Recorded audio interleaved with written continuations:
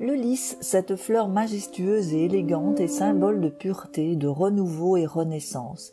Elle symbolise également la fertilité. Ainsi, on la retrouve dans l'art pour évoquer la Vierge Marie, comme nous le verrons plus loin dans le tableau de Botticelli. Chez les Égyptiens et les Assyriens, la fleur possède déjà un caractère sacré. Les Romains, en grands amateurs de parfums, considèrent eux aussi le lys comme une fleur aussi noble que la rose, séduit par son parfum suave. Dans la mythologie grecque, le lys est la fleur des fleurs, associée à la déesse Héra, symbole de la maternité.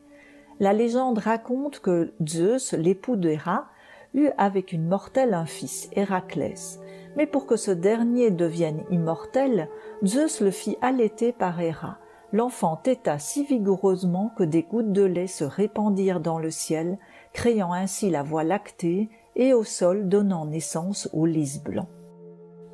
La fleur de lys est indissociable de la royauté française et est chère à tous les croyants de l'Église catholique. Je vais vous en raconter les histoires.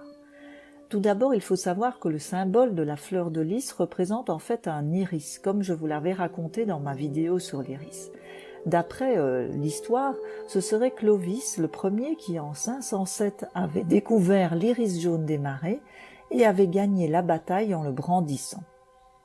Et ce serait au IXe siècle, sous le règne de Charles le Chauve, que celui-ci en fit son blason, avec 3 fleurs de lys, nombre qu'il choisit pour représenter la Trinité, Père, Fils et Saint-Esprit, ainsi que les 3 vertus théologales, foi, espérance, charité.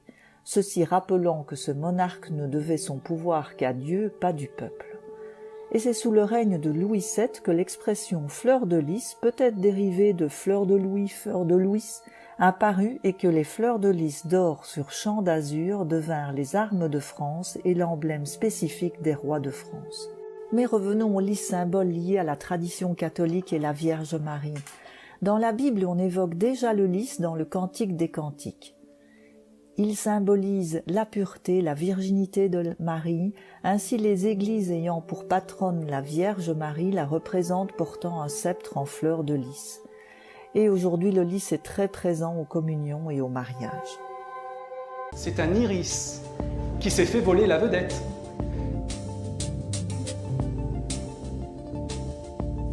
Eh bien, en fait, une histoire raconte qu'un certain Louis VII le Jeune, roi des Francs, on est en 1150, arrive à se cacher dans un marécage derrière des grands bouquets d'iris alors qu'il est poursuivi par des ennemis.